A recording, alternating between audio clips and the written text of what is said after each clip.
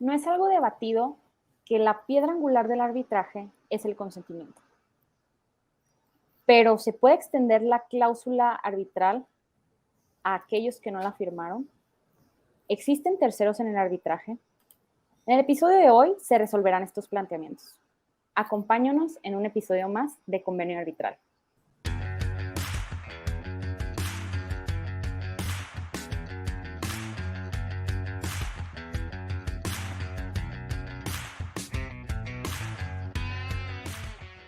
Hola, ¿qué tal? Mi nombre es Jorge López Fun, soy miembro de Arbitraje Alumni y es un placer presentarles el último episodio de la primera temporada del videopodcast Convenio Arbitral.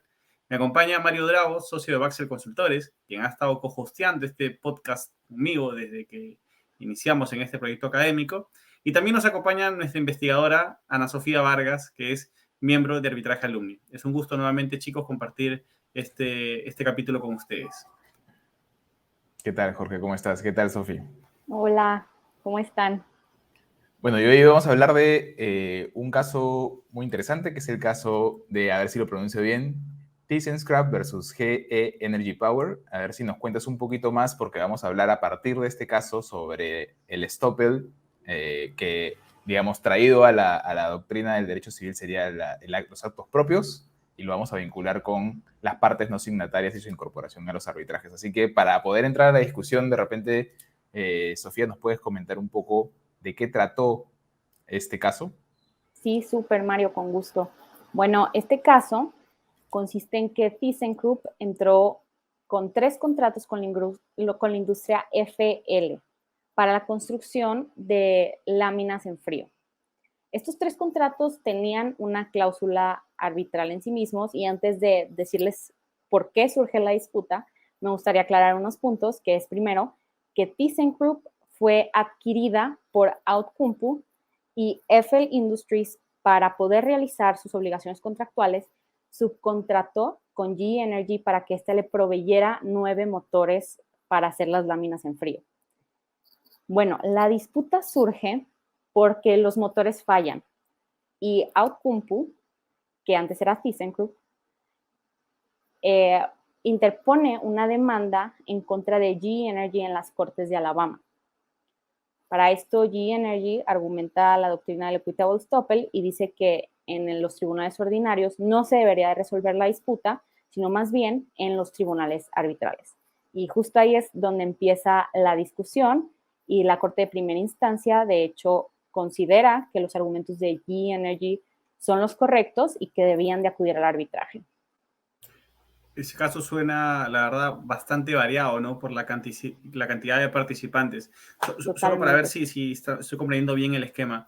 Tenemos, en todo caso, una empresa que es ThyssenKrupp, que tiene un contrato con una empresa B, que en este caso, si mal no recuerdo el FL. nombre, FL, y FL, a su vez, subcontrata una de las obligaciones de ese contrato con GE Energy.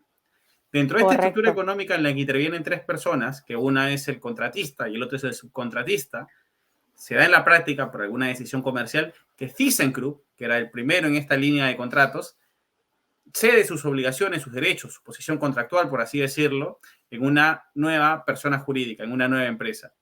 Y esta nueva empresa inicia un proceso judicial contra GE Energy, el que estaba último en este orden de subcontratistas. Estoy en lo cierto, Sofi, ¿no? Sí, estás en lo correcto. ThyssenKrupp adquiere a Outokumpu, entonces se hace todo este drama, y justamente por eso GE Energy dice que por la doctrina del Stoppel, acerca de los primeros 3 contratos que mencioné al inicio, debía de respetarse la cláusula arbitral y debían de acudir al arbitraje en lugar de a las instancias ordinarias. Es correcto, Jorge. De acuerdo. Ahí, yo no sé si Mario tiene alguna consulta puntual, pero igual de por sí me parece súper curiosa esta alegación, ¿no? Normalmente cuando uno inicia un arbitraje trata de incorporar a las partes no signatarias, por así decirlo, para hacerlas responsables, pero un no signatario que pida ser signatario de un contrato es una figura rara. Súper rara, sí, Sí, correcto. sí, no es lo común, pero ya para no concentrarnos en el detalle del caso, porque el caso es bastante complejo, utilicémoslo de repente como excusa para hablar de partes no signatarias, ¿no? Para saber en qué oportunidades la doctrina y la jurisprudencia es que ha decidido o ha llegado al consenso de que las partes no signatarias también podrían llegar a ser parte de un arbitraje, valga la redundancia. ¿Y qué es esto de la doctrina del stop? De repente empezamos por lo primero que dije, ¿no? ¿Qué es esto de las partes no signatarias? Jorge, Sofi, no sé si ustedes tienen algún comentario antes de yo de intervenir. Sí, por supuesto, Mario. Bueno, una parte no signataria del convenio arbitral es aquella que no firma puño y letra y no suscribe la cláusula arbitral, pero que por sus acciones es parte y consciente el convenio arbitral. Entonces, por eso después no puede alegar que es ajeno al procedimiento que se derive de la cláusula arbitral. No sé si, Jorge, tú tengas algo que añadir. Sí, sí, bueno, estoy totalmente de acuerdo con lo que comentas. Solo un poco de evolución, por así decirlo. Todo esto proviene a raíz del alcance personal que puede tener el convenio arbitral, ¿no?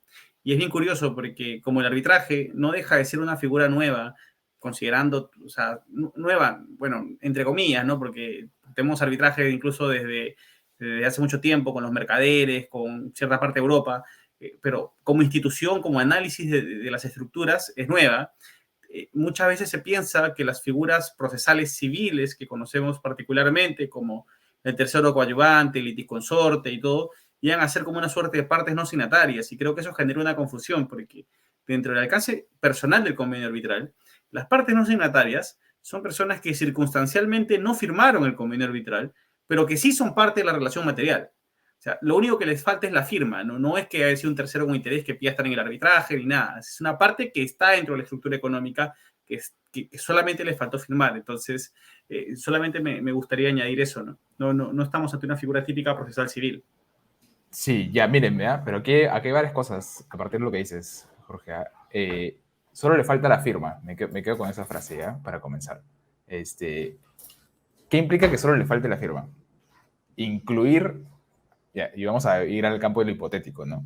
Incluir a la matriz en una controversia de la subsidiaria porque podría tener algún interés en el resultado de la controversia, es suficiente para declarar que es una parte no signataria que debe estar en el arbitraje, o, por ejemplo, otro supuesto que se parece mucho más a este, que es una cesión de posesión contractual, ¿no?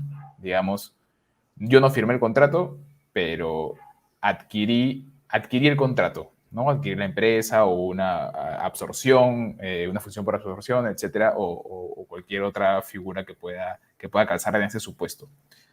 Otra figura, por ejemplo, simplemente soy un tercero que tenía obligaciones derivadas del contrato, pero no necesariamente firmé el contrato, ¿no? ¿Hasta ahí alcanza o hasta ahí no alcanza? A ver, vamos a ir una por una de repente. ¿Qué es lo que podríamos decir en general sobre la matriz si fuese el supuesto, ¿no? ¿Hasta dónde alcanza esto de las partes no signatarias? Porque en realidad en el caso es bien interesante. No es las partes queriendo meter a alguien de afuera, sino alguien de afuera queriendo meterse un poco en el caso, ¿no? Diciendo, oye, para mí también este convenio arbitral. Y el que se defiende más bien dice, no, a ti no te alcanza, ¿no? Yo lo firmé con otra persona. Tú tienes que ir a las cortes, a las cortes ordinarias o a las cortes arbitrales de uno u otro punto de vista. A ver, de repente, Jorge, ¿tú qué opinas de lo que les estoy diciendo? Es muy curioso lo que comentas y creo que la respuesta es la típica respuesta de abogado cuando está frente a un cliente, ¿no? Depende del caso a caso. Y es que es verdad, bueno, tuvimos otro capítulo, no me acuerdo qué capítulo fue, pero en el que hablábamos de partes no signatarias y de levantamiento del velo societario. Y nos damos cuenta que entre las particularidades, dentro de esta figura societaria que puede tener un grupo económico, no solo basta con decir soy a la matriz de, ¿no? Porque también tenemos otros derechos e instituciones que estaríamos vulnerando por traer a la matriz, como por ejemplo la personería jurídica, la responsabilidad limitada y un montón de temas que ya el derecho se ha encargado de superar al hartazgo para no tener que involucrar economía de otra empresa con respecto a una que es una subsidiaria, no sucursal, sino es una subsidiaria. Pero sí, por ejemplo, en ese tema del levantamiento del velo societario se analiza si es que hubo una intención de defraudar. Ya eso pasa por algún tema distinto de probanza, ¿no? El valor probatorio ahí es un poco más alto. Probar fraude no es tan sencillo, por así decirlo. Y con respecto al tema, por ejemplo, que nos comentabas ahora de la asunción de derechos y obligaciones con respecto a un contrato, igual, aún así, la doctrina es bastante enfática cuando te dice, no solamente basta que estén dentro de una estructura económica donde tú digas, oye, yo quiero obtener beneficios del contrato, sino que además tienes que haber mostrado tu interés en arbitrar. Es decir, yo tengo acá las obligaciones, tengo los derechos, pero ojo, por si acaso, si surge alguna disputa, la carne viene con hueso, ¿no? Entonces, siempre es importante manejar eso. Y creo que la probanza va a depender del análisis caso a caso, efectivamente. Al menos teóricamente existen todos estos escenarios, doctrinas distintas que nos permiten llegar a una parte no signataria, pero el target siempre tiene que ser tu parte que no firmaste. Con estos hechos, con estos medios probatorios que me han presentado, ¿se demuestra tu real intención de ser parte del arbitraje? ¿Sí o no? Si la respuesta es no, más allá de la teoría muy elaborada que puede haber, no se le puede invitar a una parte a ser parte de un arbitraje, o sea, a una no signataria a ser parte de un arbitraje, ¿no? Como diría Bullard, no todos están invitados a la fiesta. Correcto. Yo creo que ahí lo único que yo agregaría, Jorge, es, o sea, como conclusión en todo lo que tú dijiste, es básicamente fijarte el caso en concreto, las acciones que tomó la parte no signataria y posteriormente intentarla encajar al supuesto jurídico que serían estas doctrinas que tenemos de grupo de compañías, levantamiento de velo corporativo, terceros beneficiarios, la teoría de la agencia y pues la teoría ahora sí del estoppel, ¿no? La que vamos a hablar hoy. Sí. De repente, antes de pasar a eso, ¿qué tal si concluimos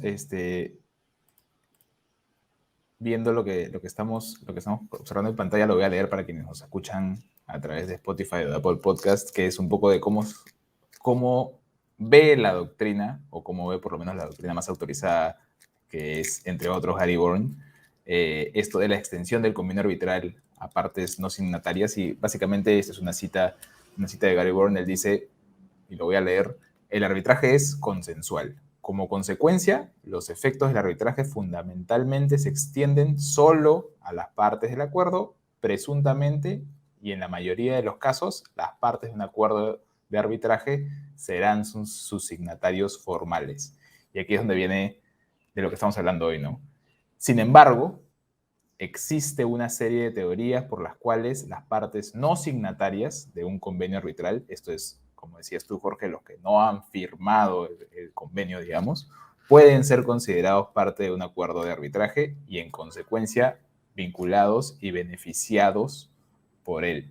Esto, luego, no me quiero adelantar, ¿no? Luego lo discutiremos en la parte del estoppel y los actos propios, y cómo es que, por ejemplo, en el caso que estamos viendo hoy, ¿no?, de ThyssenKrupp versus GE, tiene que ver en algún momento, aunque no se decidió necesariamente a través de esto, tiene que ver con si el acto de firmar en el camino, un convenio arbitral en el camino, ceder la posición contractual, ¿no?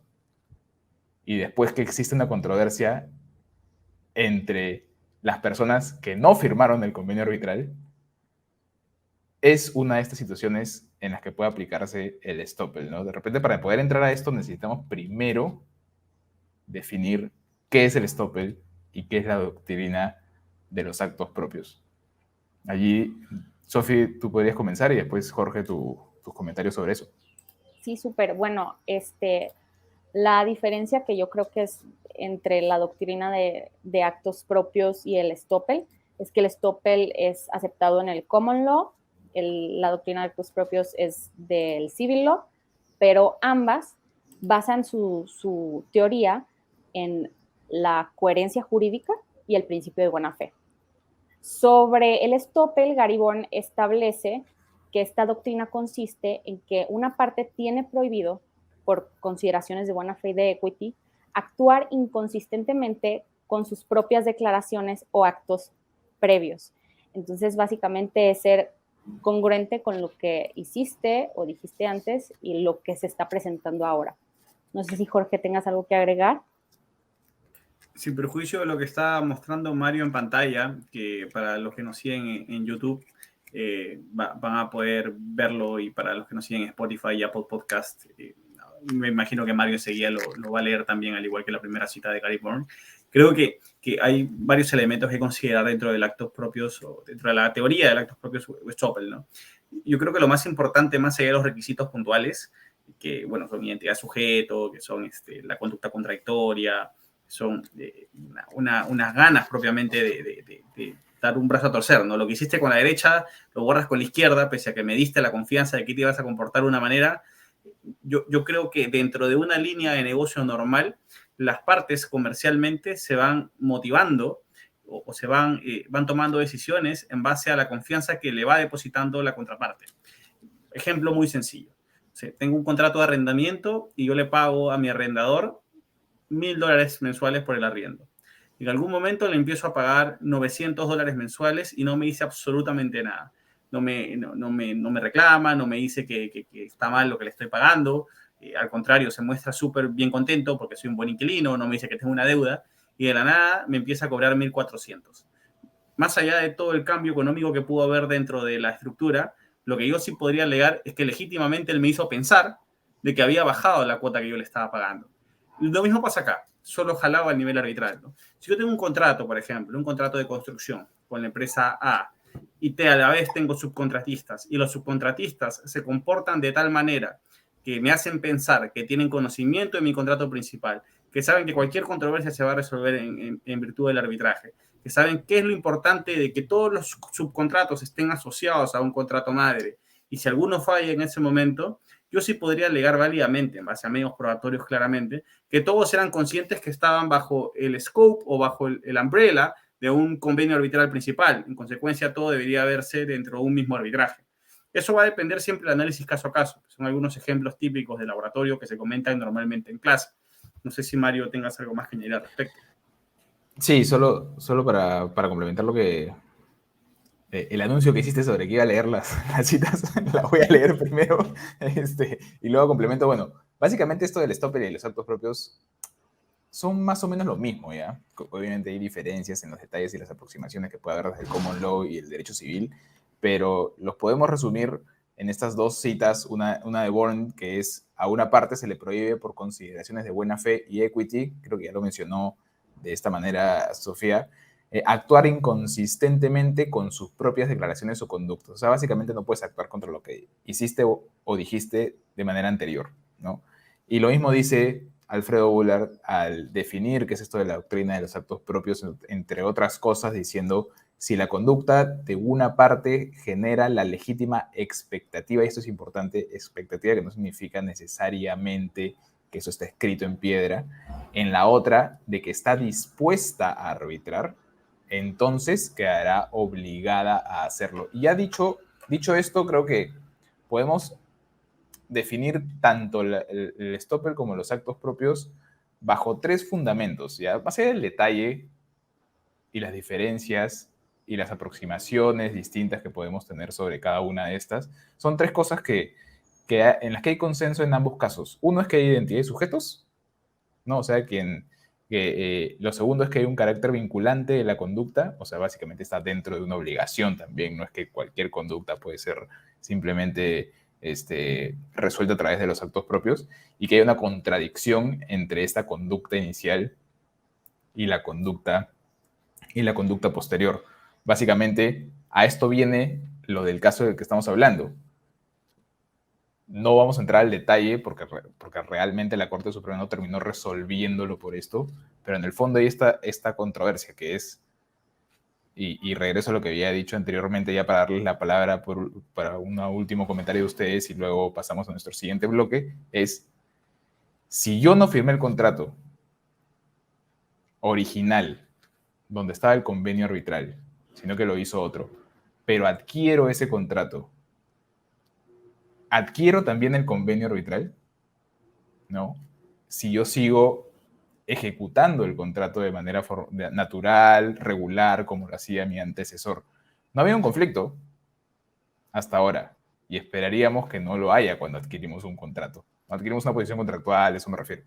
He adquirido también las obligaciones derivadas del convenio arbitral y acá podemos entrar a hablar de separabilidad y otras muchas cosas que hablaremos seguramente en la siguiente temporada, pero lo cierto es, ¿qué opinan de esto? De este caso en concreto, ya a nivel más teórico, ¿no? Una hipótesis en que esto hubiese sido la forma en que tuviese que decidir el juez. Ahí es curioso lo que comentas, Mario, porque yo creo que, claro, este caso no llegó hasta esa instancia de análisis. De hecho, lo que la Suprema dice finalmente es, oye, yo no le estoy diciendo si hay un caso de estoppel o no, porque al final, o sea, va a ser algo que se tenga que analizar. No sé, honestamente, si es que el estándar para considerar actos propios o si estos tres requisitos coinciden en el caso. Está medio dura la cosa porque finalmente tenemos tres contratos que no necesariamente queda claro si es que hubo un convenio arbitral paraguas para recoger a los otros contratos o a las otras relaciones jurídicas dependientes.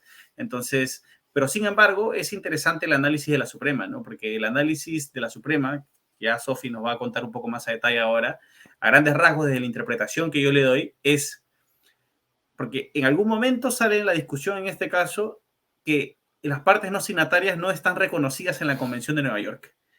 Y claro, el análisis de la Suprema dice, ok, la Convención de Nueva York, como tratado internacional, tiene un rango pues, supraconstitucional, por así decirlo, ¿no? Si lo prohíbe, claramente no debería haber ningún país que sí considere en su legislación una parte no signataria. Y el análisis particular acá fue, claro, no dice textualmente se puede aplicar partes no signatarias, pero tampoco hay ningún impedimento para que una legislación particular de algún país pueda regular estas situaciones que doctrinariamente están muy desarrolladas, muy avanzadas. En la jurisprudencia las partes no signatarias no son nada novedosas. Perú, bueno, dio un paso adelante, estableció en su artículo 14 la primera, al menos a nivel de norma sofisticada, disposición de partes no signatarias de manera taxativa, puño y letra, pero ya esto se conoce hace tiempo. Entonces, yo creo que sí es un gran avance que los órganos supremos le den al arbitraje y a las creaciones del arbitraje un contexto bastante real para que también vaya de la mano con lo comercial, ¿no? No sé, Sofi, ¿qué opinas al respecto? Sí, totalmente, Jorge. Yo creo que lo abordaste perfectamente. Justamente lo que dijo la Corte Suprema al final fue que nada en la convención refiere a que los terceros puedan ejecutar una cláusula arbitral, los terceros no signatarios, pero que tampoco la prohíbe.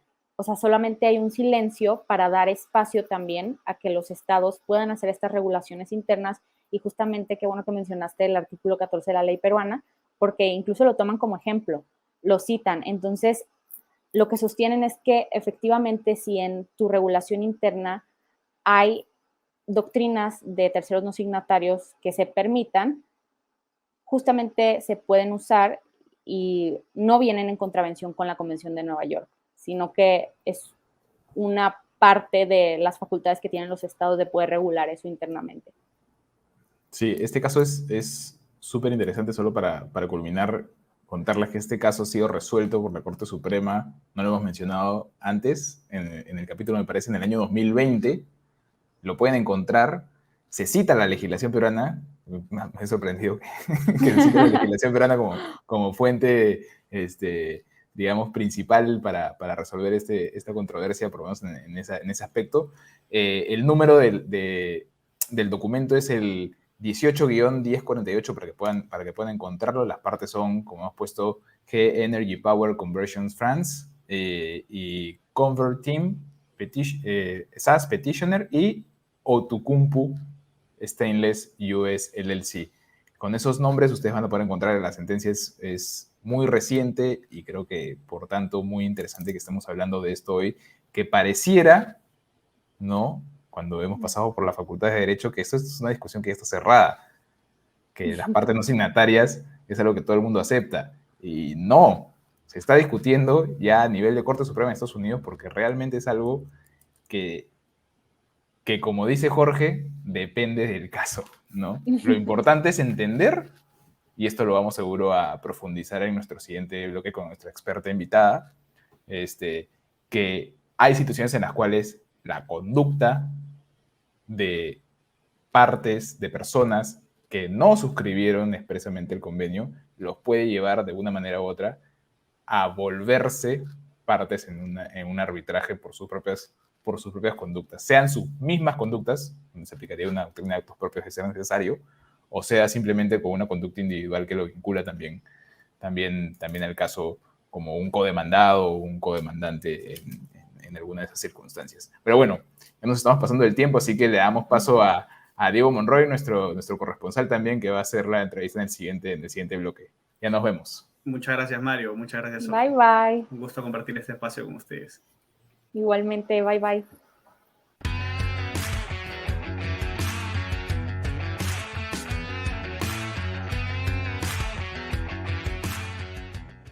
Buenas tardes a todos nuestros oyentes en este último episodio de la primera temporada de Convenio Arbitral.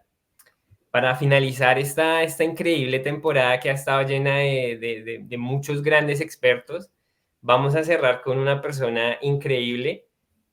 Vamos a cerrar con nada más y nada menos que la secretaria general del Centro de Arbitraje de México. Ella es Master of Laws en International Commercial Arbitration Law de la Universidad de Estocolmo. Y nada, la doctora Frida Altamirano Jiménez. Mucho gusto, ¿cómo estás? Mucho gusto. Muchas gracias por la invitación a Convenio Arbitral. Es un gusto estar hoy, en especial por pues todas las cuestiones en torno al Día de la Mujer, y precisamente era algo que platicábamos, ¿no? Es la verdad un gran reconocimiento al trabajo de las mujeres en el arbitraje, y aunque aún nos falta un camino por recorrer, definitivamente vamos en la dirección correcta. Gracias, Diego, por la invitación. Totalmente de acuerdo, y creo que no hay nada más que represente los ideales de este día que justamente una mujer que tenga este porte intelectual y esta autonomía para hablar de estos temas tan interesantes.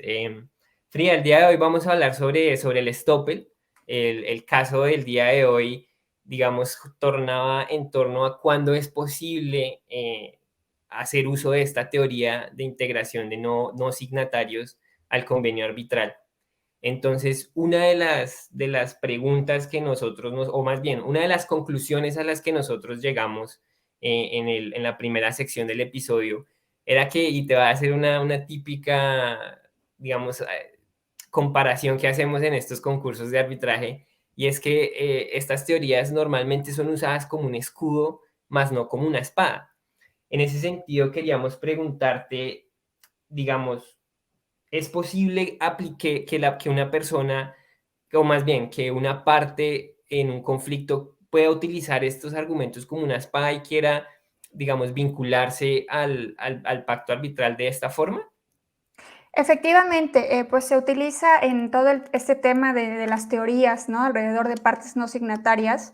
El Stoppel, en español, la teoría o la doctrina de los actos propios, tiene que ver precisamente con un comportamiento que no sea contradictorio, ¿no? A lo largo de la relación comercial.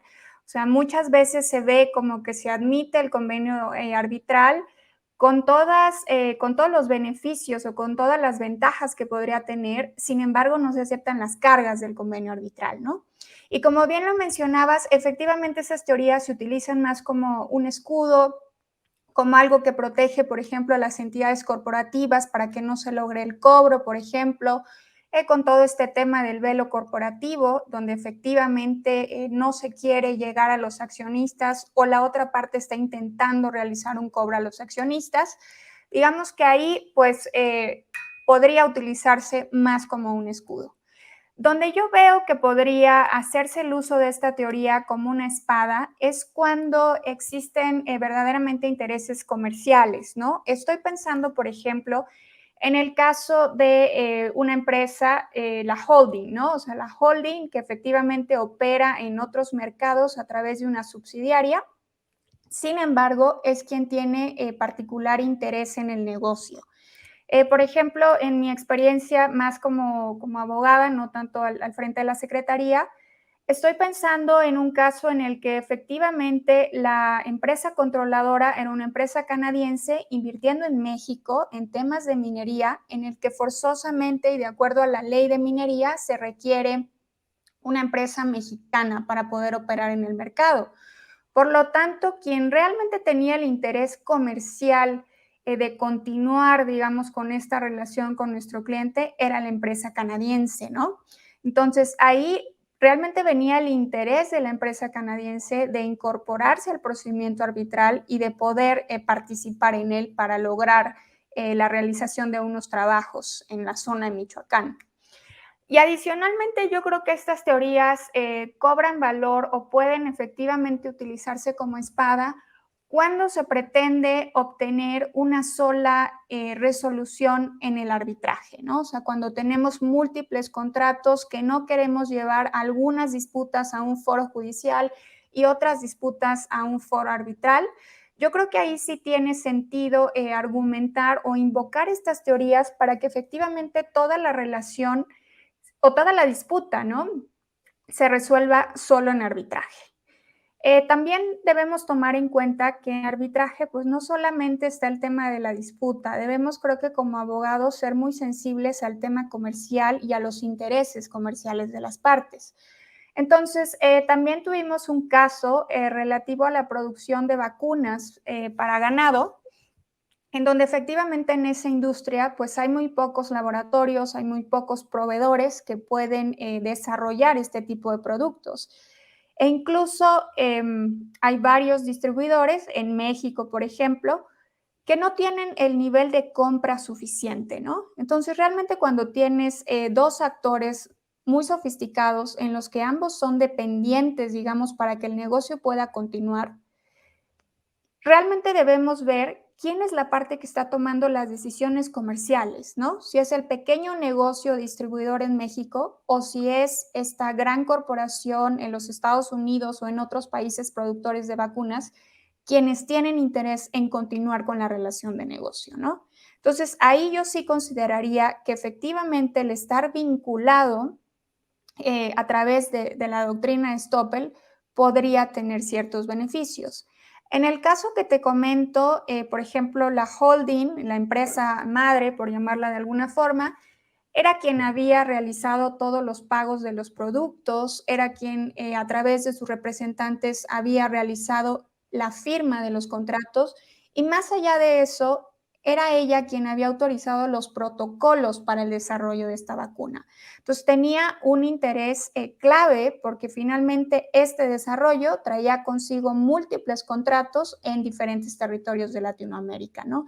Entonces ahí pues realmente se utilizó esta teoría porque a lo largo de la relación comercial ella se había ostentado, digamos, como la parte que estaba interesada en cerrar el trato o cerrar el acuerdo y finalmente en la última parte, digamos que pretendió precisamente utilizar ciertas teorías corporativas para defenderse o para no presentarse al arbitraje. En ese caso también teníamos un par de cláusulas, no era una cláusula patológica, era una cláusula que preveía dos foros, el foro arbitral y un foro en los Estados Unidos en el ámbito judicial, y definitivamente consideraron que por los tecnicismos y por el tipo de industria era mucho más conveniente tener un árbitro experto en ese ámbito y por lo tanto resolverlo en arbitraje. Claro, y me parece muy interesante lo que dices. Creo que si te logro entender es que hay unos criterios que no siempre, digamos, hay unos intereses económicos o intereses incluso técnicos muchas veces en utilizar esta doctrina, pero también contrasta un poco con algo típico que decimos en el arbitraje, y es que a fin de cuentas la voluntad es la piedra angular del arbitraje. Y entonces a nosotros nos queda un poco la duda de cómo se contrastan estos dos momentos, ¿no? Porque hay unos intereses económicos que claramente harían que el caso se resuelva mucho más sencillo, pero también está este criterio fundamental de la voluntad. Y en ese sentido, nos queda la duda de qué tan importante de verdad es que las partes ratifiquen la participación de esta parte no signataria en el arbitraje, porque claramente hay una contradicción entre estas dos ideas. Claro, efectivamente. Yo creo que en primer lugar, ahí debemos también considerar cuál es el alcance de la cláusula arbitral que tenemos pactada, ¿no?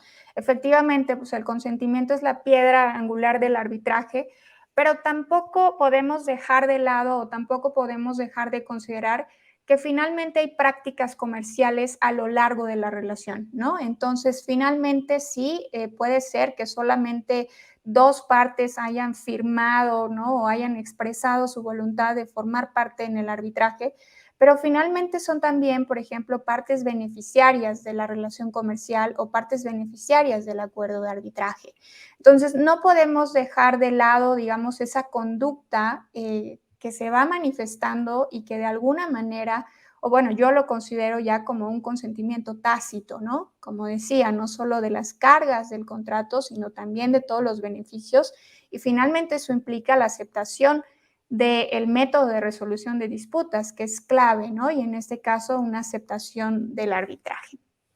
Ahora bien, también debemos ver que hay múltiples actores, ¿no? A lo largo de una relación comercial. Entonces, efectivamente, puede ser que en la primera parte de la relación comercial todo el acuerdo y todo el trato se haya hecho, por ejemplo, con la subsidiaria.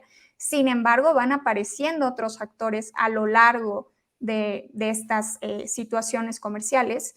Y creo que algo que es clave y que no debemos perder de vista es quién realmente ostenta el poder de decidir, ¿no? Más allá de qué porcentajes hay en los consejos de administración, yo creo que más allá de eso se tiene que analizar, o el análisis que debe hacerse va en ese sentido, ¿no? ¿Quién está tomando las decisiones? ¿Quién está autorizando? ¿Quién está efectivamente haciendo los pagos o haciendo y cumpliendo con las obligaciones del contrato, ¿no? Entonces, yo creo que en un primer análisis efectivamente tendríamos que ver si nuestra cláusula arbitral nos permite extender su alcance e incorporar a entidades involucradas, digamos, en la relación comercial o entidades que tienen algún papel en el contrato, ¿no? Porque efectivamente hay algunas cláusulas arbitrales que son sumamente limitadas. Entonces, dicen todas las desavenencias relacionadas con este contrato y simple y sencillamente no hay cabida para terceros, ¿no? O para este tipo de discusiones. Sin embargo, algunas cláusulas arbitrales que señalan disputas que guarden relación con el presente contrato, pues nos permite, ¿no? Ese margen de actuación y nos permite realmente tratar de incorporar a alguien más. Otra cuestión también que veo aquí es que sin duda el árbitro va a tener una tarea, de repente yo creo que es sumamente complicada, efectivamente, de ponderar, ¿no? Hasta qué punto está el consentimiento, como lo decías, expresado en un contrato o expresado a lo largo de la relación comercial, o hasta qué punto va a primar la conducta, ¿no? Y efectivamente ahí es donde entran, digamos, pues la habilidad de poder presentar una evidencia suficiente, porque finalmente también debemos tomar en cuenta que a pesar de muchas visiones que difieren de esto, desde mi perspectiva, el arbitraje sí busca no solo resolver una disputa, sino también ejercer cierto grado de justicia. Entonces, efectivamente, en algún tipo de disputas, si no incorporamos a los terceros, prácticamente una de las partes se quedará sin la posibilidad de defender sus derechos en ningún foro.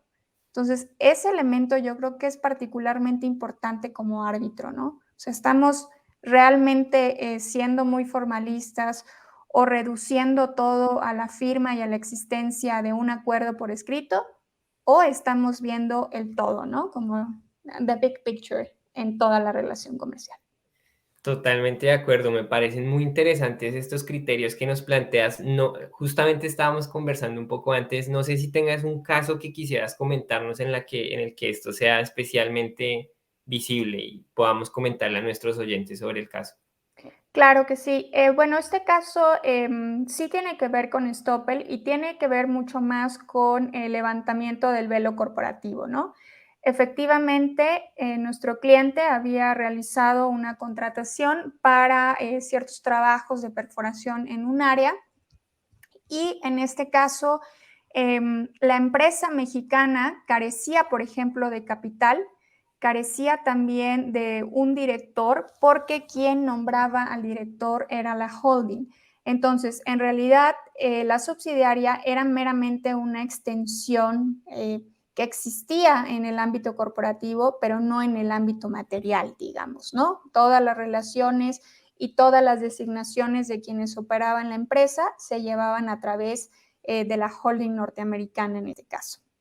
Entonces, efectivamente, ahí pues se tuvieron que acreditar no solamente quienes actuaban en la relación comercial, en el negocio, sino también quienes efectuaban, en este caso, el cumplimiento de las obligaciones, ¿no? En todo momento los pagos fueron efectuados por la empresa norteamericana.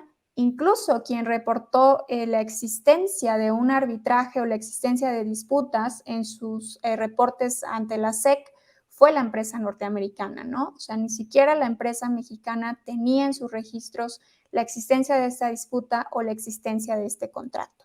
Entonces, realmente ahí pues se tuvo que invocar precisamente que se tenía que llegar a quienes efectivamente tenían el control corporativo y quienes habían participado, como se señala, por ejemplo, en el caso de Dow Chemical, ¿no? En la negociación, en la ejecución y, por supuesto, en la conclusión del acuerdo de arbitraje.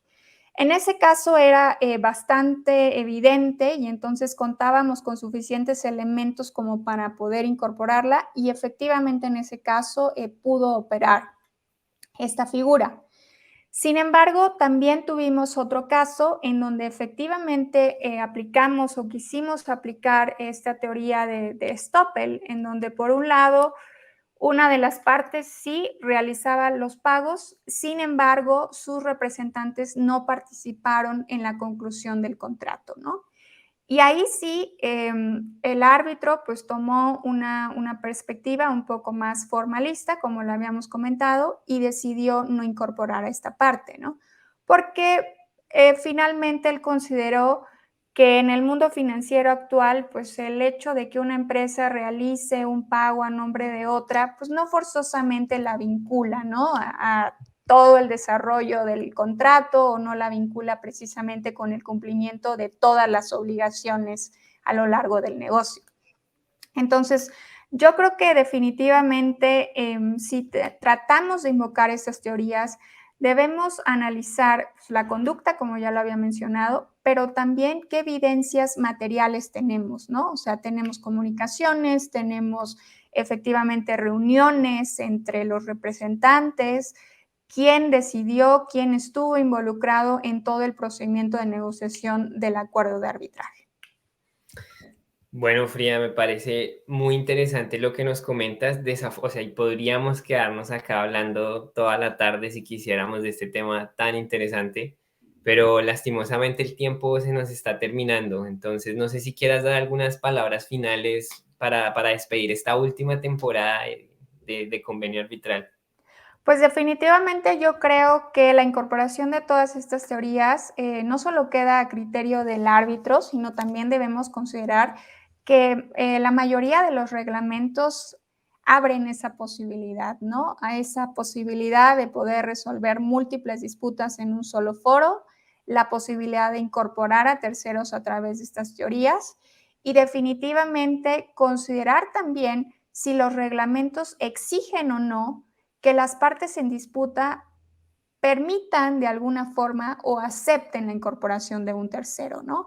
Yo creo que eso es clave, que nunca perdamos de vista que en el arbitraje pues nos movemos primero en el ámbito de la cláusula arbitral, la interpretación de la cláusula arbitral, el lenguaje y posteriormente en los reglamentos, ¿no? Las reglas que nos permiten o no incorporar a terceros o que nos exigen incluso contar con el consentimiento de las partes en disputa para poder incorporarlos. Y finalmente, pues tenemos un tercer actor que es el árbitro, ¿no? Que va a ver si a la luz de las reglas, a la luz del acuerdo de arbitraje y finalmente a la luz de estas teorías que finalmente son más doctrinarias, pero también de los hechos del negocio, podrá o no considerar conveniente incorporar a terceros que aparentemente son no signatarios, pero que han participado en la relación comercial. Bueno, con esas grandes conclusiones terminamos esta primera temporada. Muchísimas gracias, doctor Altamirano, por habernos acompañado en este último episodio. Y a nuestros oyentes los invitamos a estar pendientes de una nueva temporada en la que seguramente te volveremos a invitar, doctor Altamirano. Y bueno, muchísimas gracias a todos. Recuerden escucharnos en YouTube, en Apple Podcast, en Spotify y en todas las demás plataformas. Hasta luego y hasta una próxima temporada. Gracias, Diego, por más temporadas. Chao. Chao, doctora Frida.